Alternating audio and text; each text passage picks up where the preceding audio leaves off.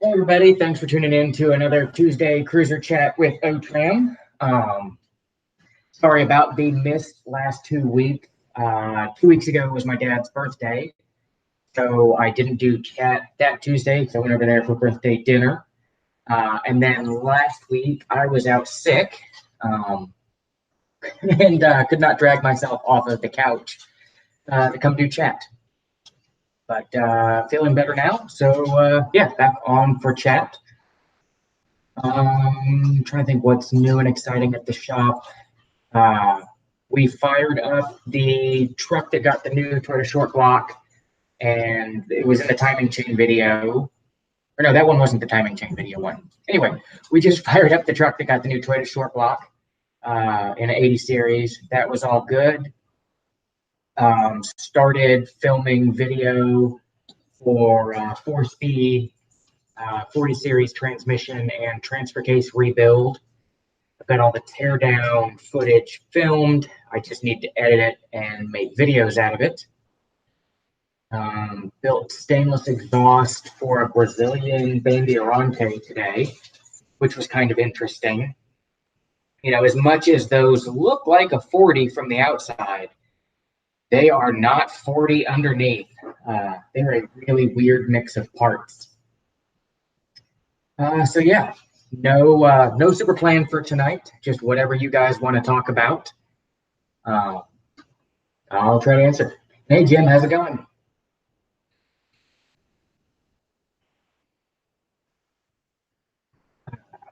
Went up to New York over the weekend and saw some shows, and that was fun. Except for the Amtrak train ride home. But yeah, that's about all that's new. We finally have the new side of the shop all up and running. Everything set up, AC and the lift and electrical and plumbing and all that jazz. So we're working out of there. How's it going, Robert? Going out of there. So now I just need to find another tech. Now that we've got more space, get another mechanic to help us get work out and get rid of the backlog we've got. So now I'm on that very fun hunt. I lucked out when I got Crash. He is excellent. Now I need to find somebody of his caliber.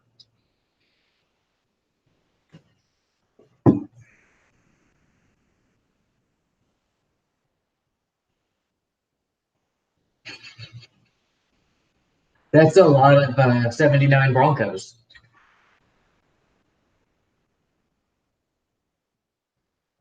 Hey, what's happening, Dave? Or David?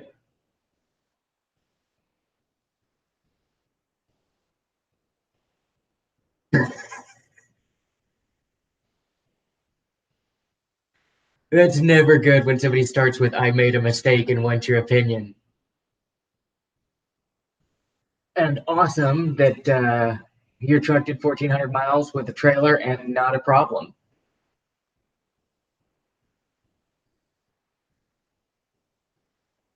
I'm hoping that one day I have my 450 up to snuff enough to test it to do road trips.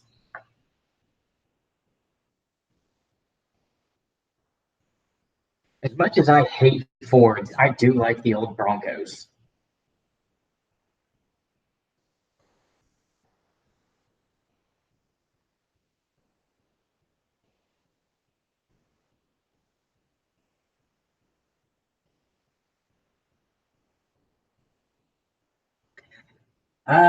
So you untorqued the head. I'm guessing you went outside in instead of inside out. Um, you as long as you went slowly, you're probably fine. Um, once you take it to the machine shop, you'll know for sure. But you probably didn't hurt anything. I've seen people just gun them out with an impact wrench before. Been fine. No date on open house yet. Crash and I have been talking about it, but we haven't come up with anything decent yet. I'm probably gonna shoot for like early fall. Um, so the weather's nicer. It's just so hot right now. Like today, with me welding all day, the AC just wouldn't even keep up. And I saw your pics on Facebook of being out west. That was awesome. And that's Jim. Da, da, da, da.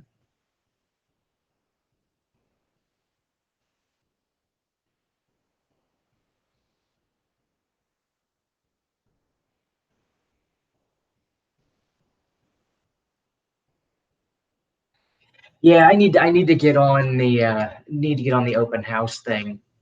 We've been in that shop, I guess, almost 3.5 years, and we've never had an open house. Other than occasionally the Capital Land Cruiser Club does tech day at the shop. But yeah, I need to get on that. I'm gonna write myself a note to get on that.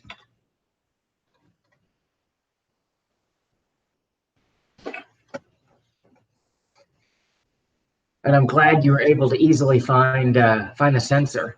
And luckily on an 80, they're not horrible to change.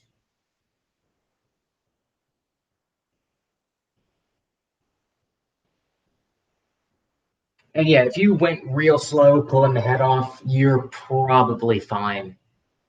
Um, like I said, I've seen people gun them out with an impact wrench just front to back and not hurt them. Uh, so yeah.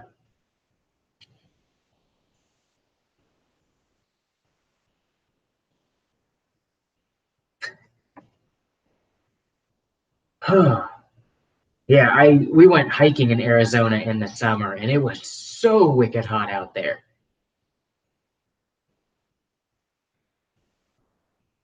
Yeah, probably not going to be free oil change day during the open house. Cruisers at 8 quarts a go, that would get expensive quick.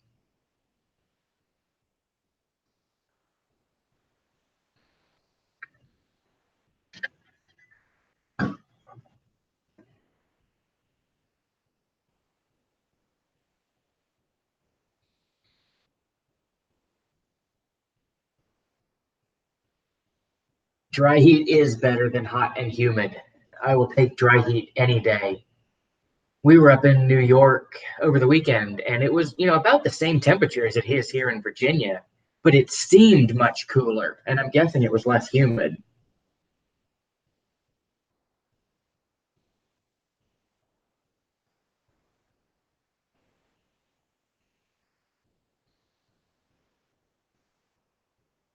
Oh, my eyes are freaking out. I've got cheater lenses in my TIG welding helmet and from flipping it up and down all day. My eyes are flipping out.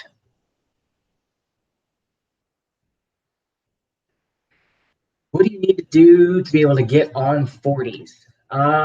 Either a lot of lift or a lot of sawzall or a little of each.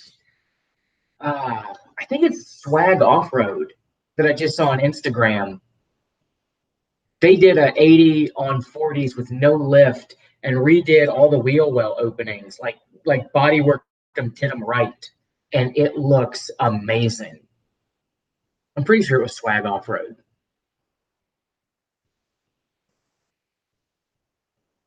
I'm trying to figure out how I'm gonna fit the 37 on the shady 80 so I can buy just one set of wheels and tires and swap them back and forth between the shady 80 and the pumpkin.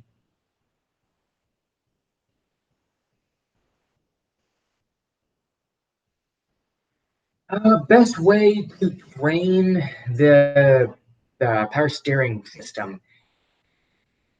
The most the most complete way would be take the section or the discharge line off, put it in a bucket and just keep pouring fluid in while the engine's running.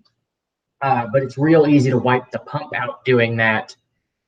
What we generally do is use like a turkey baster or something, suck the reservoir out, pour ATF in, cycle it through, suck it out, pour ATF in, and just keep doing that until the oil or not the oil, the power steering fluid, looks red again. You won't get everything out doing it that way, but it's safer than trying to do it with the engine running. You could also take it to some place that does power steering fluid flushes, but I think they're going to basically do the same thing. They're going to do the same thing, except with a machine that does it. I've never used Blackstone. We've got several customers that do, and seem to dig them. It's funny, we've got one guy that had a barn find 40, and when he brought it to us, it had no oil pan, was missing a lot of engine parts, and we put it back together to see how it would do, not knowing after sitting open forever. And he put 20 or 30 miles on it, and then changed the oil and sent the oil to Blackstone, and then put maybe another 100 miles on it, and spun a bearing. And the day he spun the bearing, when he got back to the house, the Blackstone Labs analysis was there, and they were like, "Yeah, it looks like there's a lot of aluminum in your oil. You're probably getting ready to lose a bearing." So they did accurately call it on his.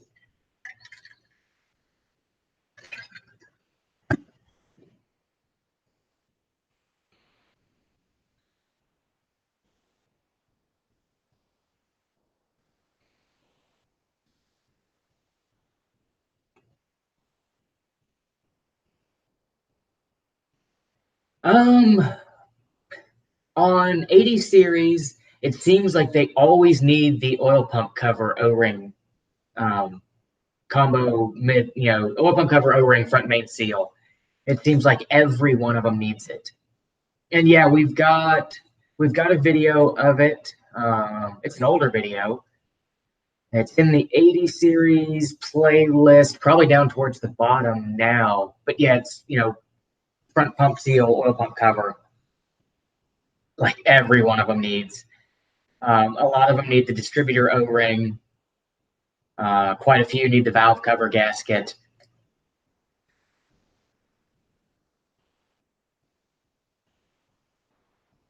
Yeah, front main seal or front oil pump cover seal seems to be the most often needed.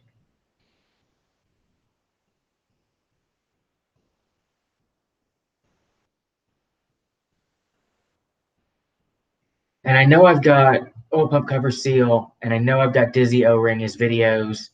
I don't think I've done the valve cover as a separate video, but it's in the head gasket video. Like the disassembly for the head gasket video, will be taking the valve cover off, and on reassembly, the valve cover is going back on. Good luck with U-joints.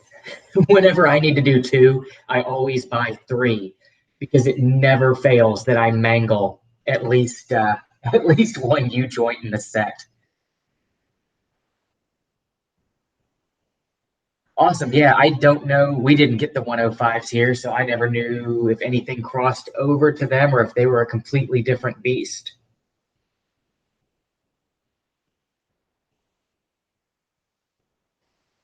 Awesome. I can't wait to be out of catch-up maintenance on the Shady 80 and into fun stuff.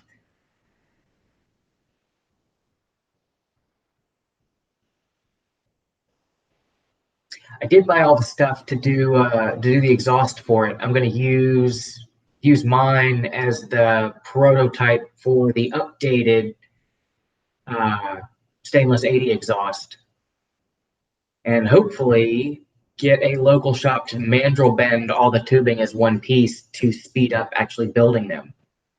And thanks, John. Yeah, feeling much better. Started me on doxycycline Monday night last week for fear of me having Lyme disease.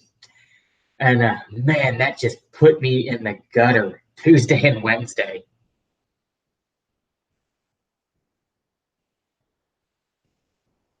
Yeah, on you guys' engines, it's coil packs for the ignition, right? Instead of the distributor.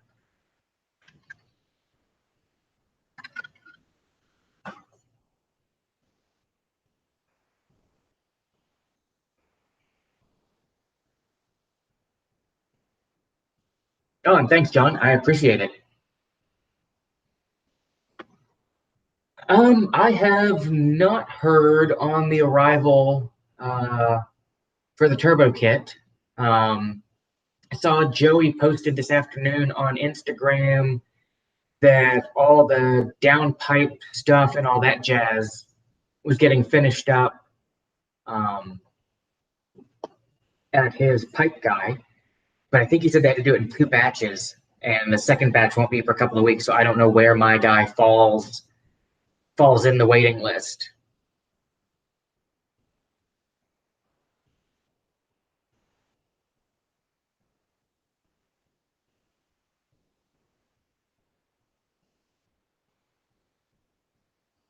Cool. Yeah, I've never seen the 1FZ out of a 105 in person.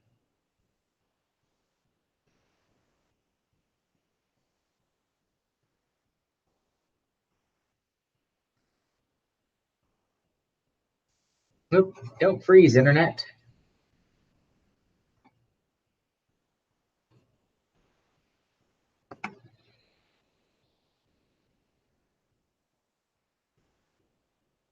Yeah, one of the shops up in Maryland, I think he imported a coil pack 1FZ, but I don't know if he ever got it in and running in anything.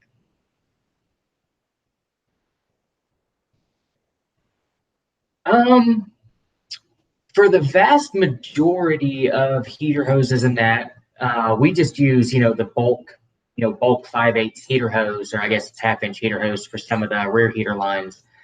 The only one I normally do in silicone is the pesky heater hose, just because it's a pain to get to. We use the silicone with the constant torque, not constant torque. Oh, I'm going brain dead. Yeah, I guess they are constant torque hose clamps. But everything else we normally, it's easy to get to, so we just use regular bulk hose.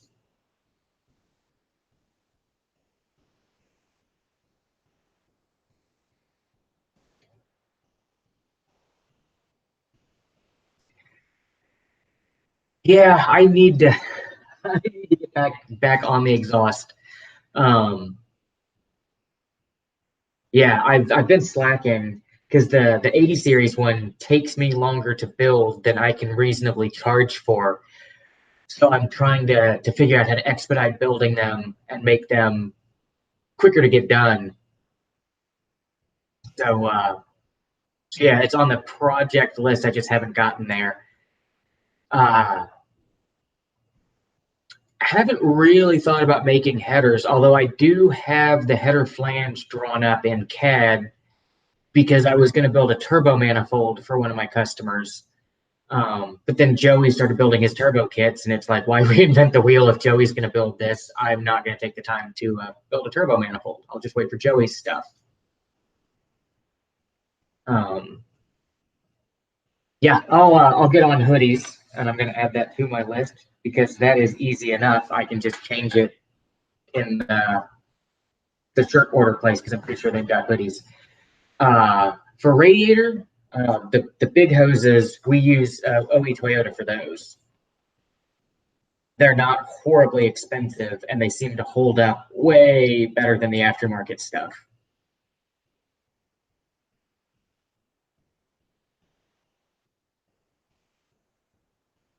It's not often that we see 80 series radiator hoses leak. Um, Usually, the only time we end up replacing them is if the front oil seal has been leaking and slinging oil on them forever. It'll break them down and they'll get squishy soft. But usually they last forever.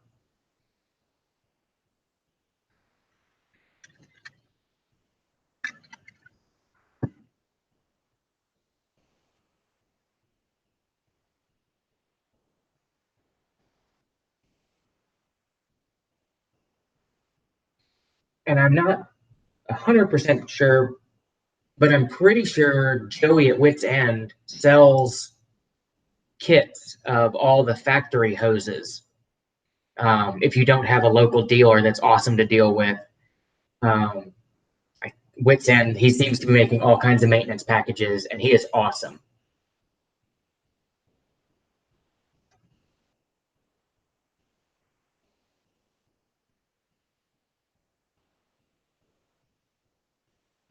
Joey at Wits End is doing turbo kits for the 1FZ. I'm trying to think. I think he has a video of the first test run of one up on his YouTube, but otherwise he posts a ton on Instagram. Oh, and Facebook too. But it looks super nice. The kit that he's building, like everything that Joey sells, is super nice.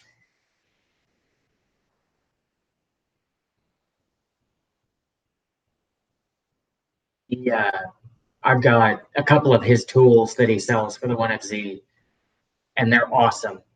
And I need to pick up his oil pump wrench, or not oil pump wrench, power steering pump wrench.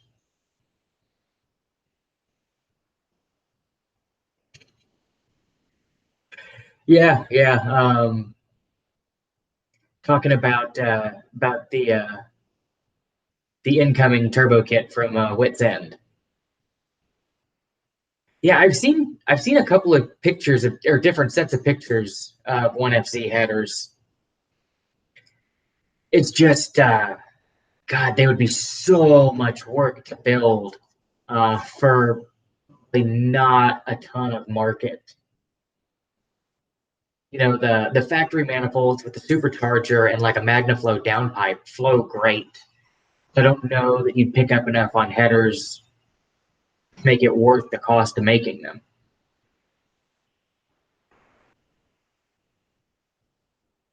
O3 LC.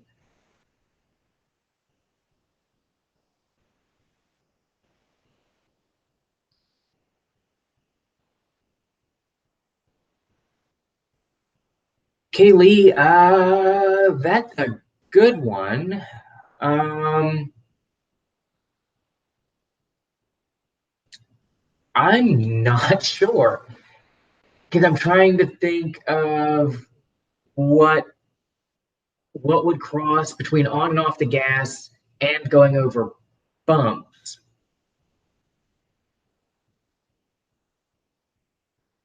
Um,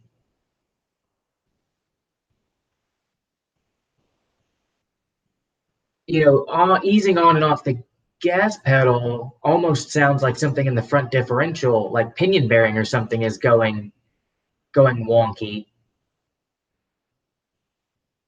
But that's just a guess. Yeah, or I guess it could be U joints. But on a 100 series, it's IFS up front, so the U joint shouldn't really move when you hit bumps. Um, CVs would.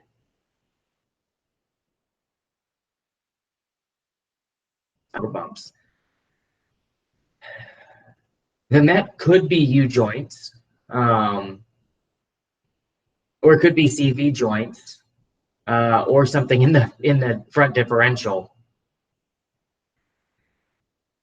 Um, I mean, the easiest way to find it would be to put it up on the lift, and start shaking and figuring out what's loose.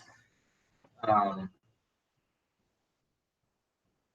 yeah, because it could be pretty much anything in the drivetrain, you know, drive shaft, um, drive shaft CVs, differentials. Um, yeah. So yeah, it's hard to say without throwing it up in the air.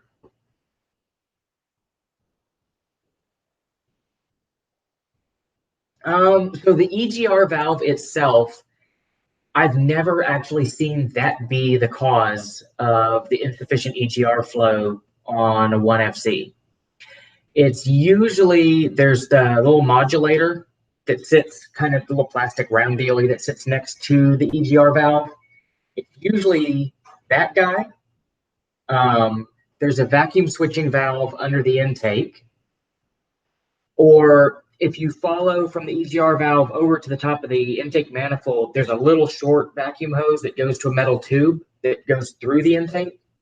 That metal tube likes to clog up, And then there's two like 90-degree tubes on top of the throttle body that clog up.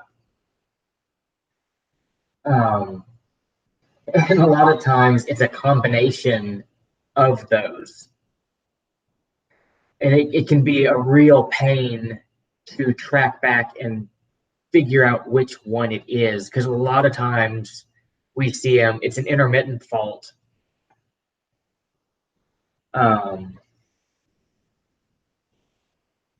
It's an intermittent fault that, like, you'll test the switches and that, and it'll like, when you tested the switches will test out fine, and then they fail at another time. So yeah, the insufficient EGR flow is a ton of pain. And yeah, good call, Zach. If you apply vacuum to the EGR and it kills the engine, the EGR valve's working.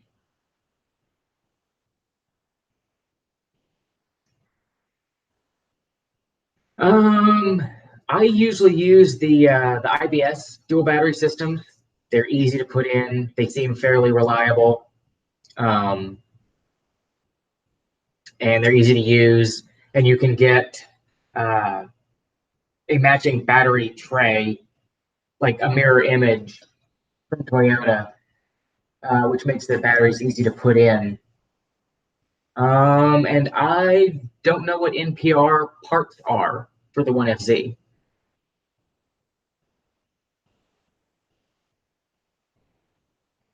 The small tube through the intake, I usually use like a piece of TIG rod, coat hanger, small drill bit, something like that. Just be careful when you go poking around in there, because you can poke through the vacuum hose that's on the underside, and it's a real pain in the ass to change that one without pulling the intake. The ones in the throttle body are a lot more fun if they're clogged. Usually we strip the throttle body down and put it in an ultrasonic cleaner to try to break up the deposits inside of there.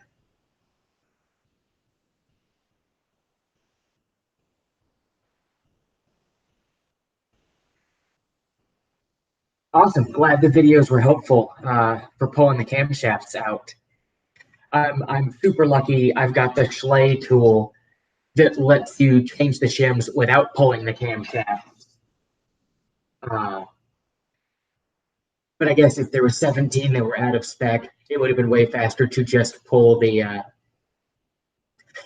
cams. Luckily, we only run into them one or two at a time. And no problem. Yeah, I hate chasing down the insufficient flow codes.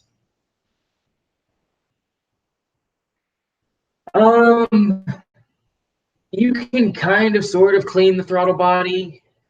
You can like use not carb cleaner, throttle body cleaner to spray out the inside of it. I don't think you're going to get the little passages cleaned without taking it apart or taking it off and putting it in ultrasonic.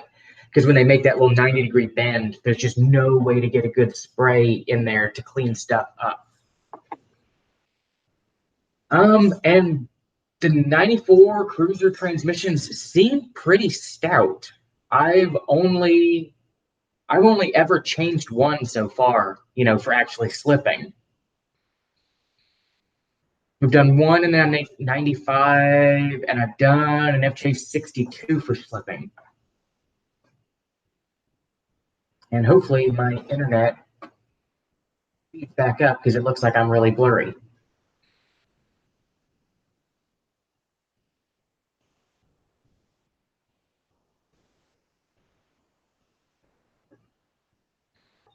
We've got a couple of customers with 400,000 or so, on the stock trans, and it's still going strong.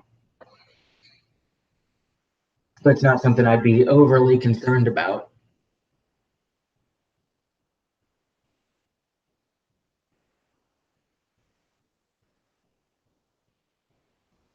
Yeah, the shim removal tool can be a super pain to get them out. Sometimes it helps to like spray brake clean around the shim to get the oil out from under, and then blow compressed air to try to hop the shim up and out of there.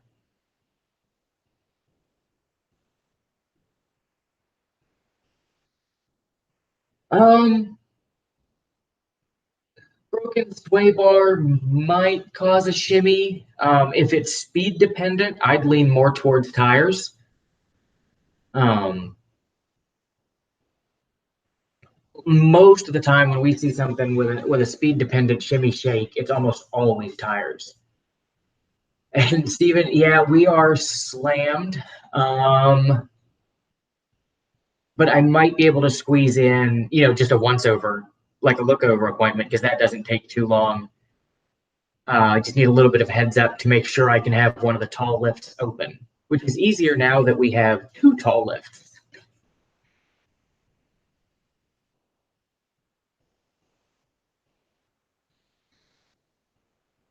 Yeah, we'll take the intakes off and put them in our hot washer and just run them and run them and run them until they get cleaned, and it seems to help.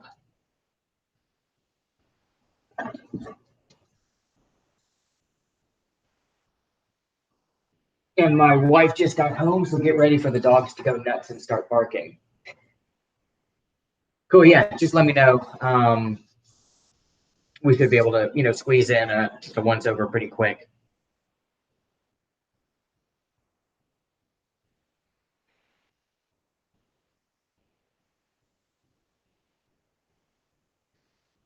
Actually, I'm gonna run out and help her with groceries real quick. I'll be right back. And yes, I'm wearing my yoga pants for chat.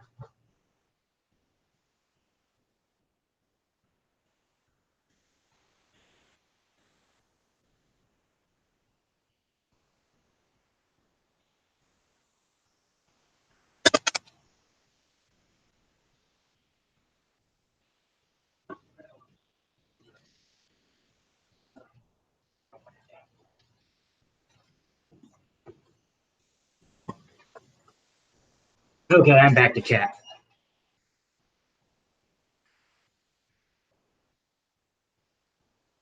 Um, Pro sensors, Denso or NTK, um, or OEM. We usually use the Denso, like Denso first time fit. Pretty much anything but Bosch. The Bosch O2 sensors just do not do well in the 1FZs for some reason. But we run the Denso first time fits all the time without a problem. A lot of times when you get the OEM ones, they're Denzos anyway. And yeah, I didn't do yoga this morning, so I got to do yoga after chat. And so I went ahead and put my yoga pants on after the shower.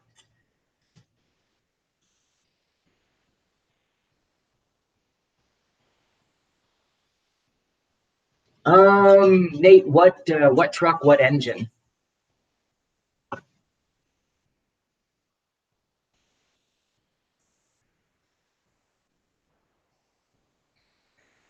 We have TechStream, but I don't have an ongoing subscription for it. We pay the subscription for Toyota Tech Info, but it's like another $700 a year to be able to use TechStream all the time. So we just do the daily access when we need it.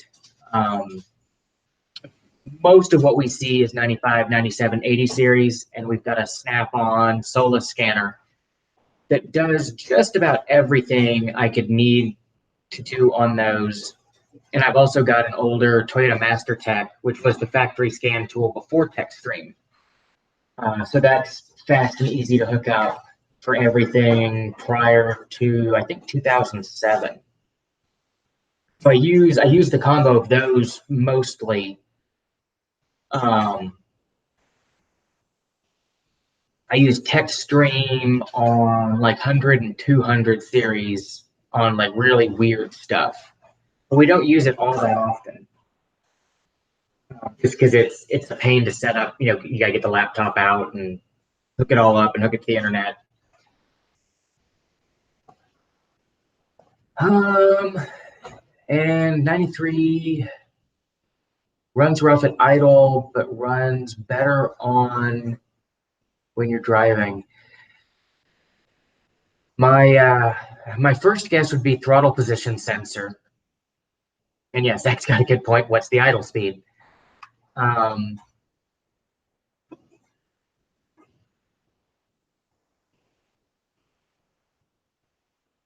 Okay, 700 RPM is about rightish for idle.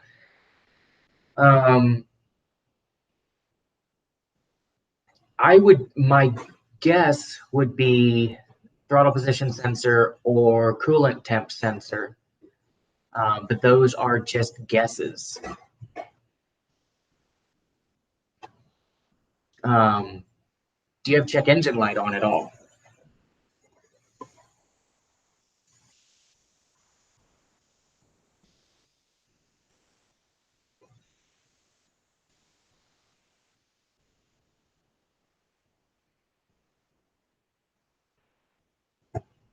Throttle position sensor is up on the throttle body on the side, right next to the idle air control valve.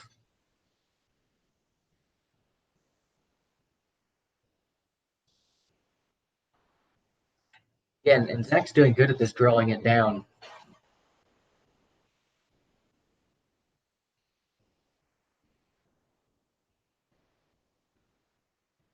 Yeah, the 93, 94 are fun because there's no live data to watch.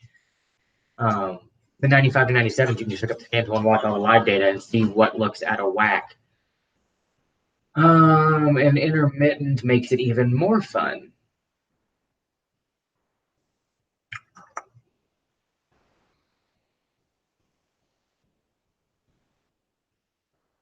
I'm trying to think. Because I mean, pretty much anything I guess is going to be a shot in the dark without looking at it.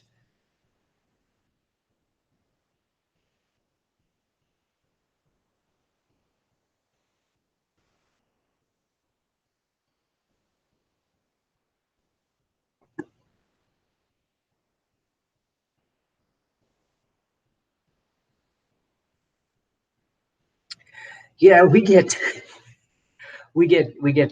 one of these in that act funky all the time.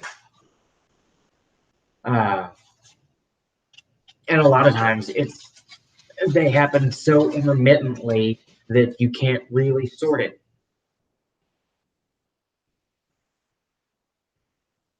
But yeah, it kind of seems like when it's an intermittent problem or it's not throwing codes,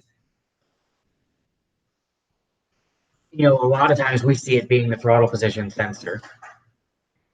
Um, but I mean, that's just a guess. The train I took down from New York over the weekend did end up in Louisiana, but I got off of it in Virginia.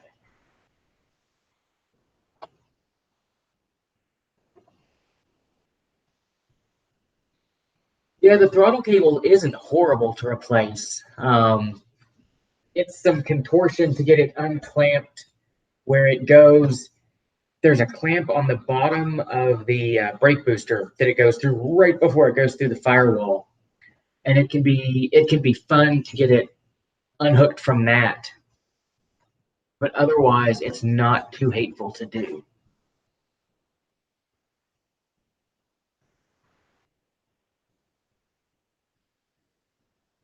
I don't like doing them. I make Crash do them, but it's not a horrible, horrible job.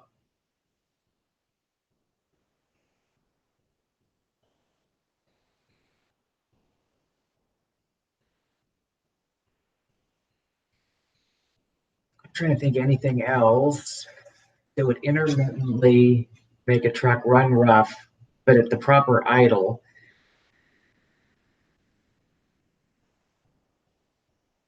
I guess you could have um, a spark plug going bad, and you notice it at idle, but when you get to a higher engine speed, it kind of evens out. Spark plug wires, cap and rotor, something like that. I could see that doing it, um, but again, it's just a guess.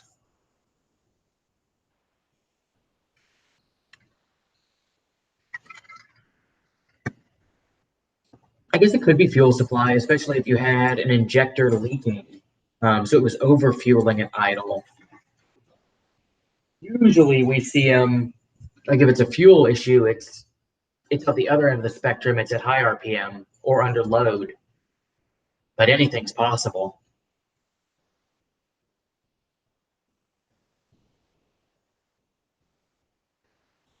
What got me into Land Cruiser repair?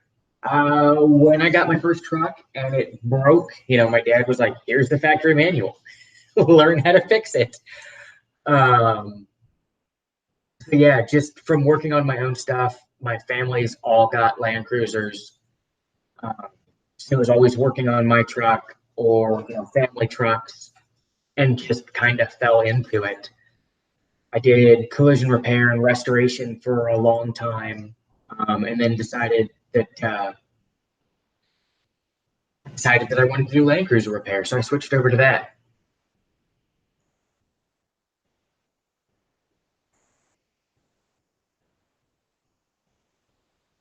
Oh, yeah, that's a good point, Zach. It could be a cooked injector wire where it's going past the EGR valve.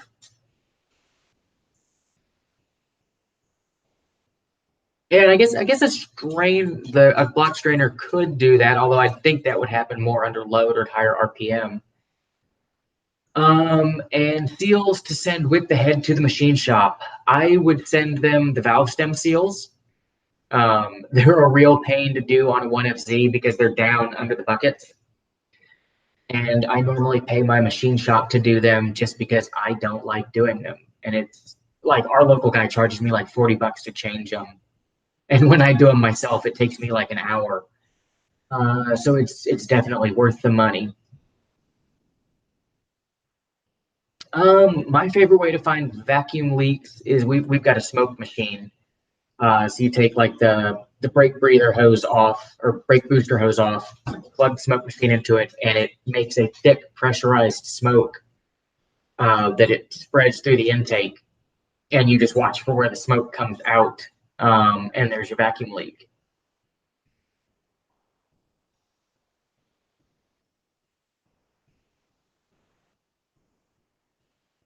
Um, and to Armin in the 79 series, I'm assuming you're talking about a front diff lock.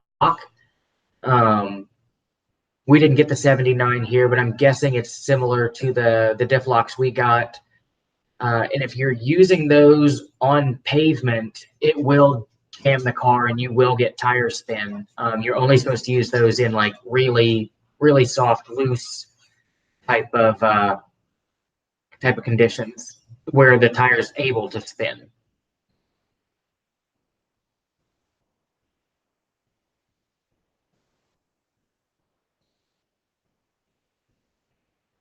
If it comes and goes and it comes on and off the gas, I would guess pinion bearings.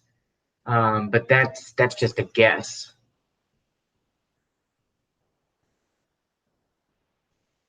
And yeah, vacuum hose, listen for hissing, works well.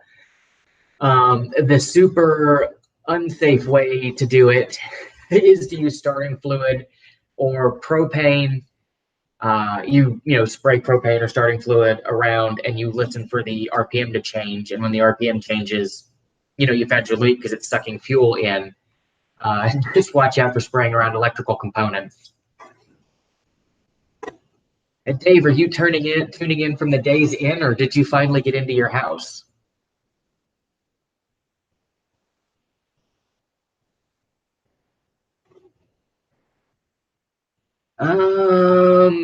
The Steven, have you checked the timing cover gasket? Um, like front main seal timing cover, because there's the cork gasket where that goes onto the front, like and actually covers up the timing gears. But there's also a paper gasket behind, like a steel plate that can leak. And what brand gaskets did you use? Because the aftermarket oil pan gaskets really suck. The Toyota ones are the only ones we use. I've also seen the 3FE oil pans where that little skid plate is spot welded to the bottom of the oil pan, they rust through in between the pan and the skid plate, and you'll get oil coming out right there. I would not touch an A1 Cardone anything. Stuff like that, Toyota's the only way to go. Cardone stuff is absolute garbage. I've never seen their stuff work well.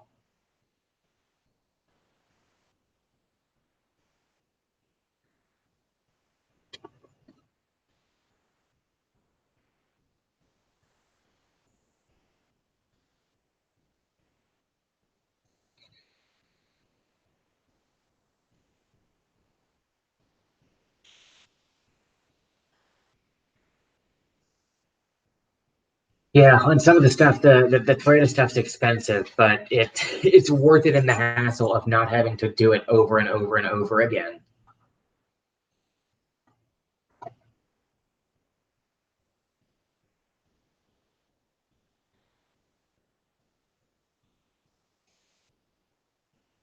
Yeah, I've used brake clean in the past for vacuum leaks, but the new stuff just doesn't seem to work well unless you actually hear, like Zap saying, you hear it suck the fluid through the leak.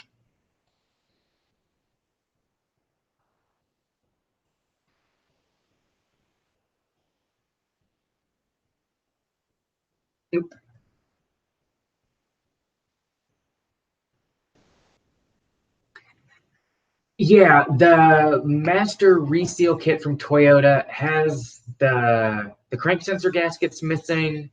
The oil float level gasket is missing. Oil pump cover O-ring. I think. I can't think of any others off the top of my head, but I know there's one or two. Because they're expecting, like, the oil pump cover comes with the new timing cover. So that would go on as an assembly. So they don't include that. It's really weird. It took me forever to figure out the rhyme or reason behind it. But I know crank sensor, oil level, oil pump O-ring.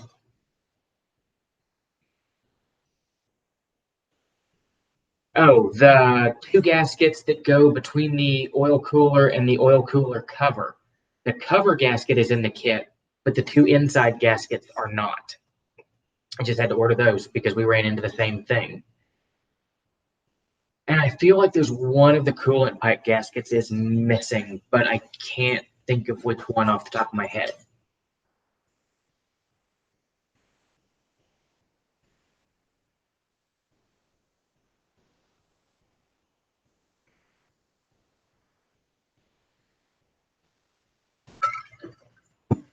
Oh, and if you disconnected the pressure hose from the power steering pump, get the Toyota pressure hose washers. The aftermarket ones are like two separate copper washers, and the Toyota one has a U-shaped strap in between them that makes them much easier to install.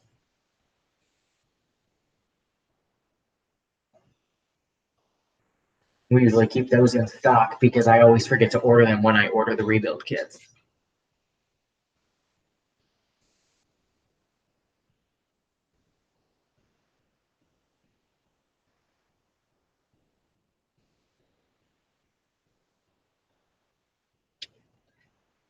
I don't really have any windshield advice. I'm not tall enough to be a glass guy, so I've never messed with them.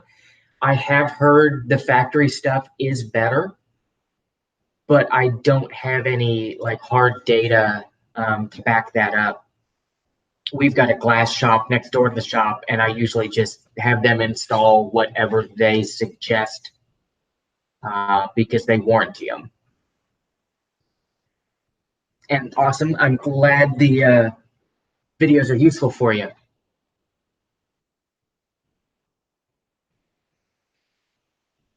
And to Dave, if you're gonna go in as far as doing pinion bearings, I would go ahead and do the carrier bearings as well.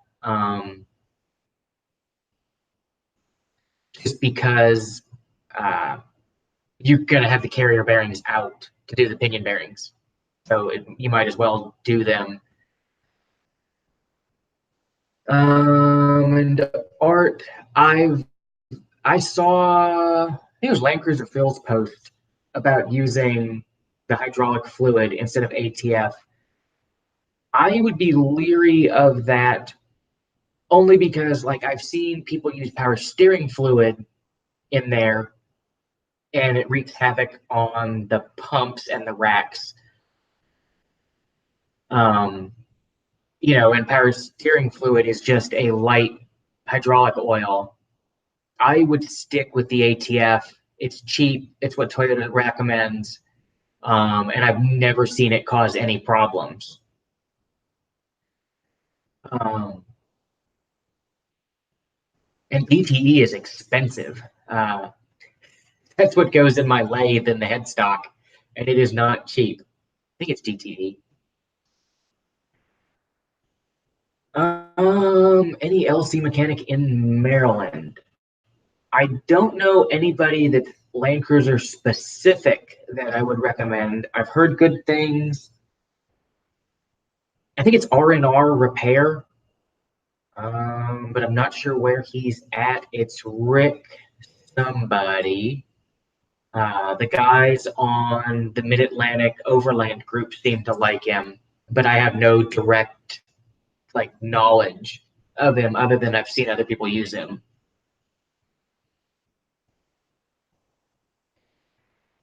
And to Dave, yeah, rear locker makes more sense than front. Although if you're going selectable, you could do a front first because you can turn it off. I usually do rear first just because it's harder to pop a rear axle than it is a front one. And if you're still open in the rear but locked in the front, you're putting more stress on the front to try to pull you through. Montana, I have no idea. I know that's one of the big square states, but I don't know anybody out that way. Unless, sure where he's at. Ian Westmoreland, it's like north to south Land Cruisers. He's over in that chunk of the country somewhere, but I want to say he's Idaho, maybe.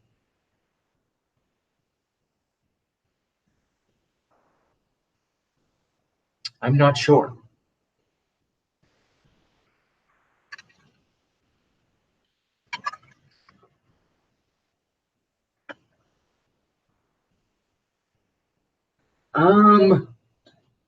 As far as LX470 versus Land Cruiser, the biggest fault I've got with the LX470 is the auto height control. Around here, they all rust out. And, we end up chopping it all out and putting Old Man Emu Land Cruiser spec stuff in. The 5-speed and the switch to variable valve timing does seem to have a bit more pep.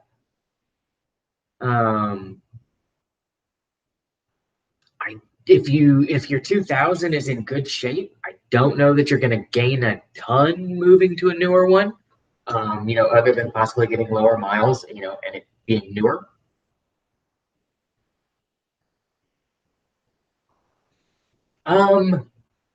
And as far as conventional oil, we run conventional oil in most trucks.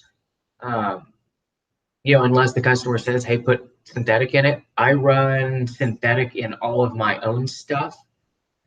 And Crash runs synthetic in all of his stuff. Just because, you can run longer between changes. And even though I own my own shop, there's never room for me to get any of my own stuff in to work on it. So I stretch oil changes and stuff like that out, for better or worse. As far as how it works with seals, it's my understanding that, say you've run conventional oil forever, you've got a base level of sludge that's, up against all the seals. when you switch to synthetic or you switch to a different oil, you clean out the existing shmoo that's next to the seals, and you can possibly start getting leaks until you get new shmoo built up with the different change in oil. I've never actually seen that be an issue. That's just what I've heard. And to Brian, I use the Napa Machine Shop up in Winchester. Mark is awesome for 1FZ head work. I've never had an issue out of him, and we've probably sent him 20 or 30 1FZ heads. So, I mean, it's like an hour and a half hike from Gainesville, but that's who I would use. The Napa in Warrenton will run a shuttle up to him. So you could drop your head off in Warrenton and have them shuttle it up and shuttle it back. But yeah, Mark's who I've been using for like 7 or 8 years, and he does great work. It depends on what all he does. If it's like a 1FZ head and he's just cleaning it, I guess we clean them now. So pressure test, valve check vacuum check the valves, mill it back flat and clean it, I think is around 180. And then if you have him put the valve stem seals in, I want to say that's like 40 or 60 bucks. I haven't had him do that in a while because I keep forgetting to send the valve stem seals with the head. So I end up doing them on my own.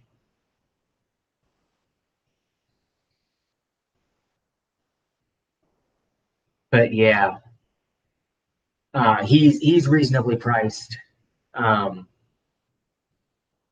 If you send it up to him and just tell him to do the regular that he does for OTRAM, you should be good to go.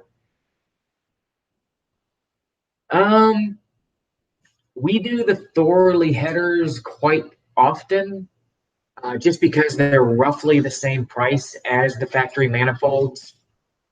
And you might get a bit of performance gain out of them. You can't really see much. Like, there's not a lot of seat of the pants, but if you're doing manifolds anyway, a lot of times we'll do the headers. They're more of a pain to install than the manifolds, just because it seems like there's a header tube running in front of every one of the studs.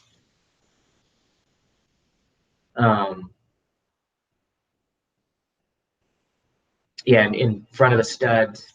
So they're more of a pain to put in, but that's generally what we use. I would not put Dexron in place of AHC fluid.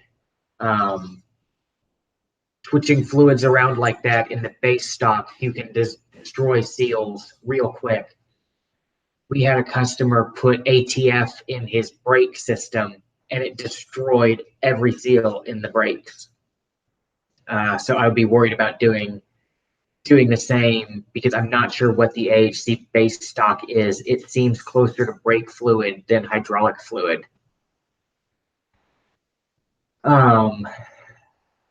If the rear line rotted out, my general gut is to just replace it with Lankers or springs and torsion bars.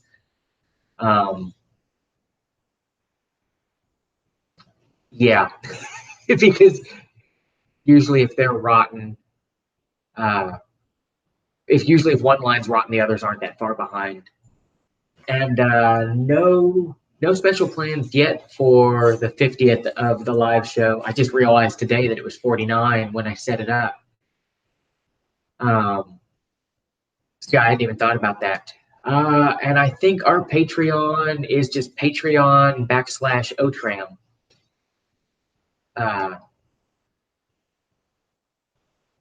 Pretty sure that's what it is.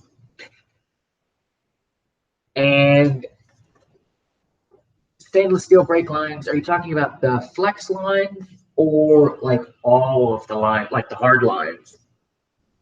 The flex lines, it seems like pretty much everybody has them, and I'm guessing Crown is making most of them.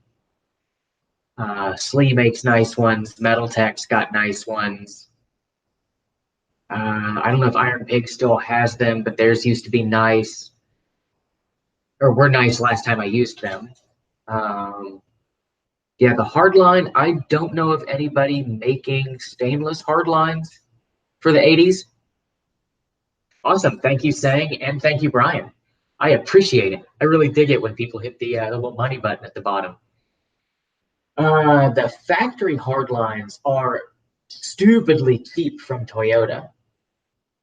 I'm not sure that all the 80 lines are still available, but I've bought 100 series lines recently, and they're not worth bending up yourself for as cheap as they are from Toyota. When we have to bend them ourselves, we use the nickel copper stuff because it's easier to work with. It's not gonna rust, and it's like super easy to make leak-free flares in. So yeah, I guess my first choice would be Toyota factory lines, followed by replacing them in nickel copper.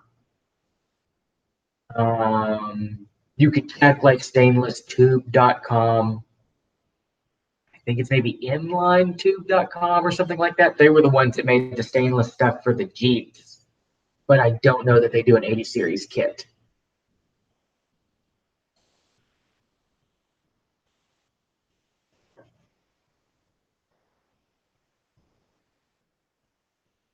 Um, I should look into that because it would probably be worth my while to replace all the brake lines in the Shady 80 because it's so crusty underneath. And I don't feel like bending all of those up. So I may write myself a note to look into stainless 80 lines.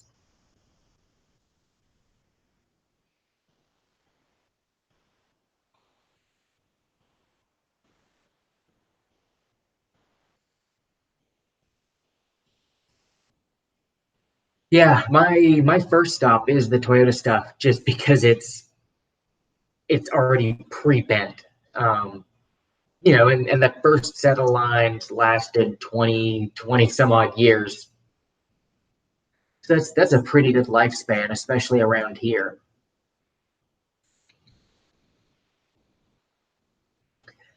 Um, it depends on what parts, like transmission, knuckle rebuild, stuff like that. I get a lot of that stuff from Cruiser Brothers or Cruiser Outfitters.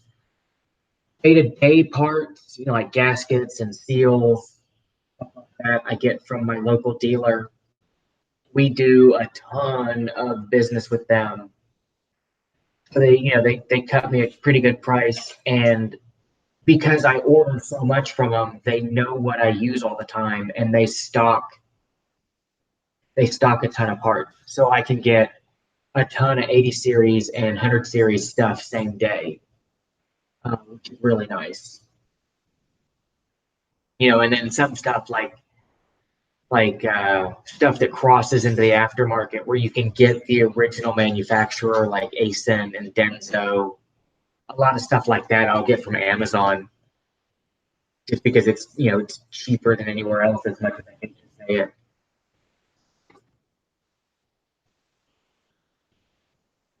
But yeah, most of our parts come from either the dealer, Cruiser Brothers, or Cruiser Outfitters.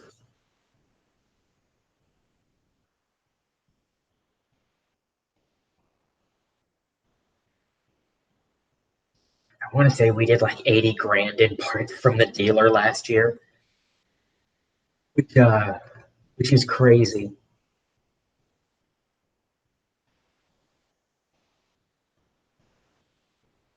But yeah, if you guys don't mind, I'm gonna go ahead and jump off of here so I can start making dinner and get the dogs fed.